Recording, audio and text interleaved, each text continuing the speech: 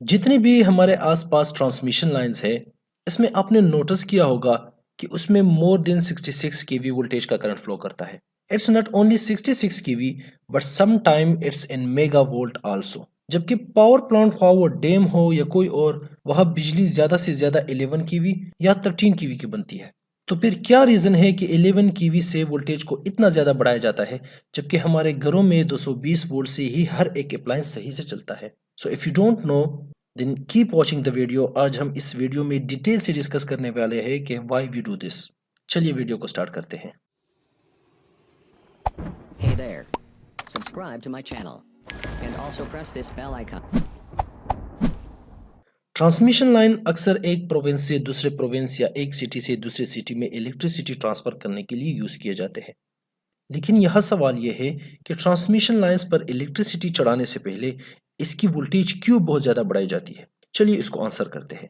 दो main reason है ऐसा करने के, दोनों को डिटेल से और आसान वे में समझने की कोशिश करते हैं।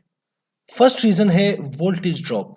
कंडक्टर में थ्योरेटिकली कोई रेजिस्टेंस नहीं होता, लेकिन प्रैक्टिकली इसमें रेजिस्टेंस जरूर होता है और बहुत कम रेजिस्टेंस होता है, जो कि थ्योरेटिकली हम उसको नहीं लेते, लेकिन प्रैक्टिकली चूंकि यहाँ पर वोल्टेज ड्रॉप हो रहा है तो प्रैक्टिकली इसमें थोड़ा बहुत रेजिस्टेंस जरूर होता है।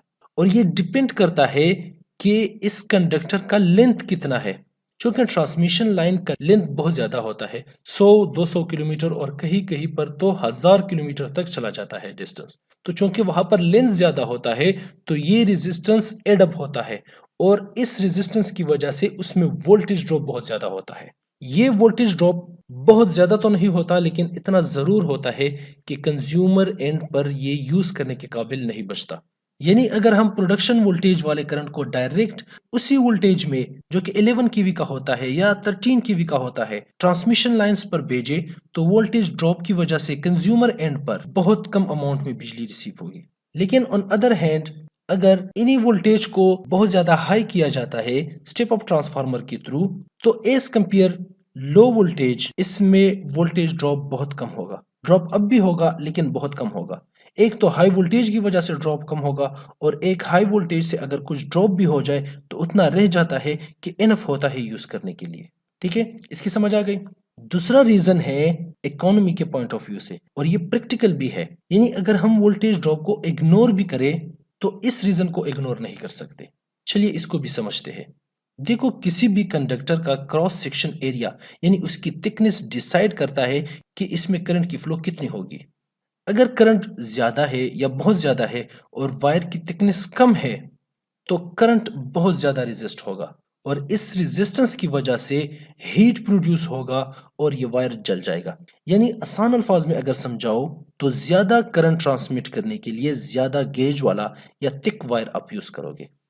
अब फर्ज करें एक सिटी जिसमें बहुत ज्यादा पॉपुलेशन है, वो पर सेकेंड भी आप ले सकते हैं कि मैं अभी कह लूं कि वो पर सेकेंड 50 किलो वाट, या आप ये कह लें कि पर डे 50 किलो वाट, या ये कह लें कि पर मिली सेकेंड 50 किलो वाट इलेक्ट्रिसिटी क्या कर रही है, कंज्यूम कर रही है। ये हो गया पावर। ठीक है, अब हमें पता है कि पावर किस चीज के बराबर है। पावर बराबर है करंट मल्टीप्लाई विद वोल्टेज।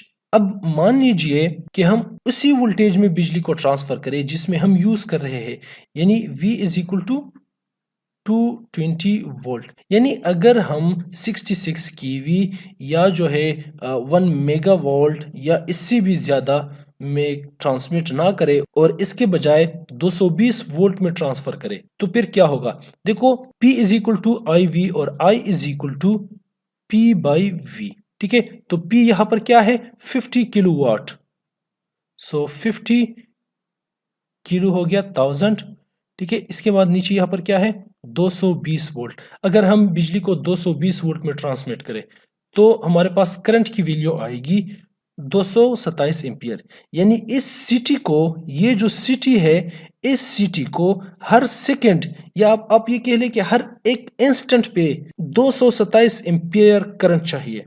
अब खुद सोच ले कि इतना ज्यादा करंट कैरी करने के लिए कितना बड़ा या थिक वायर हम यूज करेंगे, क्योंकि ये आम वायर में इतना ज्यादा एम्पियर करंट तो फ्लो नहीं कर सकता। तो इसके लिए हम बहुत ज़्यादा गेज वाला या बहुत ज़्यादा थिक वायर हम यूज़ करेंगे। यही वो मेन रीज़न है कि हम इतना मजबूत वायर न तो ले सकते हैं, न उसकी मेंटेनेंस कर सकते हैं और न उसको फिजिकली हम कहीं पर लगा सकते हैं। इसलिए वायर की थिकनेस बढ़ाने के बजाय वोल्टेज को इंक्रीज करते हैं। यानी अगर इसी फार्मूले को हम देख ले, ठीक है, I is equal to P by V, तो इसमें अगर हम वोल्टेज की वैल्यू इंक्रीज करें तो ऑब्वियसली जो यहाँ पर करंट है उसकी वैल्यू डिक्रीज होगी। किस तरह, चलिए प्रैक्टिकली देखते हैं। I इज इक्वल टू, चूंकि हमारे पास पावर यहाँ पर कंज्यूम हो रहा है 50 किलो वाट, ठीक है, और करंट जो कि हम ट्रांसमिट कर रहे हैं, अब यहाँ पर वोल्टेज 220 की जगह अब हम इसको इंक्रीज करेंगे। यानी अगर हम यहाँ पर करें 66 किलो वोल्ट, ठीक है, तो अब देखो ये हो जाएगा 50,000 और ये हो जाएगा 66,000। तो अब इसको अगर हम कैलकुलेट कर ले तो ये आ जाएगा लेस देन 1 एम्पियर। तो यहां पर देखो 1 एम्पियर से भी कम करंट फ्लो हो रहा है। यही वो मेन रीजन है कि हम ट्रांसमिशन लाइंस पर वोल्टेज को क्यों इंक्रीज करते हैं, ठीक है, क्योंकि वोल्टेज इंक्रीज करने से क्या होगा, करंट कम होगा और कम करंट हम थिन वायर में फ्लो करवा सकते हैं। इसको मैं एक और आसान एग्जांपल में समझाने की कोशिश करता हूं, उससे आप सही से समझ जाओगे। फर्ज करें एक सिटी को पर डे के हिसाब से 100 टैंकी वाटर चाहिए। मान लीजिए प्रेशर कम है और दिन में सिर्फ 2 टैंकी ही भर सकते हैं।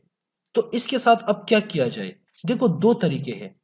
पहला तरीका यह है कि पाइप का डायमीटर आप ज्यादा करें, यानी अमाउंट ऑफ वाटर जो आ रही है अब ये ज्यादा होगा, ठीक है, एक तरीका तो ये है। लेकिन इससे होगा ये कि कॉस्ट भी ज्यादा आएगा और स्पेस भी ज्यादा ऑक्युपाई करेगा। लेकिन अगर वही पाइप में पानी का प्रेशर ज्यादा करें तो उससे पानी कम आएगी, लेकिन प्रेशर ज्यादा होने की वजह से 100 टैंकियां एक दिन में आराम से भर जाएंगे। यहां पर हमने क्या किया, पाइप का डायमीटर हमने चेंज नहीं किया।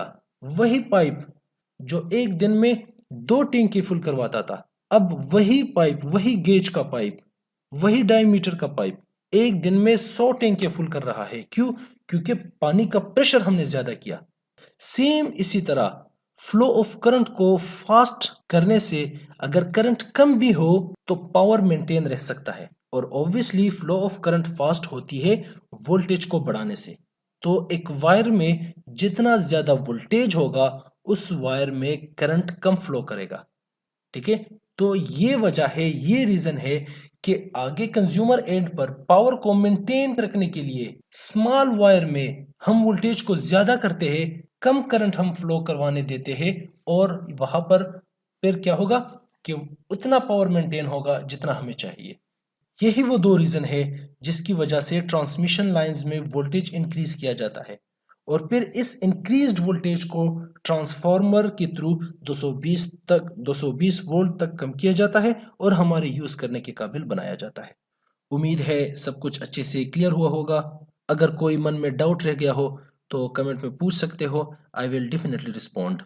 अगर कोई सजेशन या फीडबैक देना चाहता है तो वो भी कमेंट में दे सकता है, और अगर किसी को किसी टॉपिक पर वीडियो चाहिए तो वो भी बता सकता है। मिलते हैं एक और नए वीडियो में। Till then take care, good bye.